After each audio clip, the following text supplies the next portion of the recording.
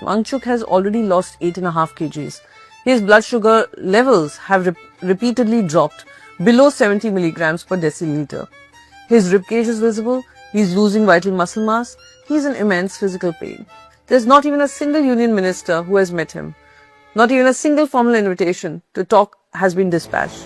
This isn't just silence, it is an active administrative strategy to ignore a crisis until the news cycle moves on. The state's calculation relies on two assumptions. They assume you, the viewer, are too exhausted by your own economic struggles, your own problems, to care about some activist fasting in Delhi. They also know that prime-time television will focus on what the government wants it to focus. Perhaps celebrity weddings or political theatre, the TMC, the Maharashtra politics, rather than focus on senior citizen on sitting at Jantar Mantar.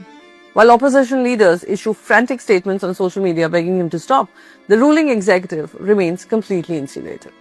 When did a demand for clean, uncompromised examinations become a crime that warrants absolute silence?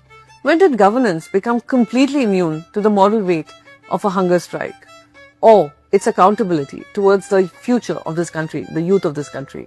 As we wrap up, remember Sonam Wangchuk's own words from his protest bed. When his colleagues begged him to save his life and end the fast, he replied, "Don't ask me to end my fast. Ask the government why they don't even want to have a dialogue." The danger here isn't just that a vital, brilliant voice for our country is fading away on a pavement in Delhi. The danger is what it signals to the rest of India. It signals that peaceful, factual protest is dead. It signals that no matter how right your data is, no matter how your pure intentions are, the machinery of state will not look at you, will not engage with you.